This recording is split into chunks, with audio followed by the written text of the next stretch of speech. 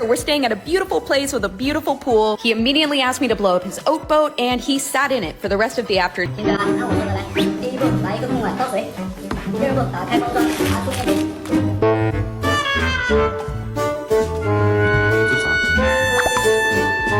RIP to the very first oat boat. Oatmeal fell through the center of it after jumping in. Don't worry, he narrowly escaped the wreck. No, you're not in there. You're that. No. Let's go take a bath. You stink. It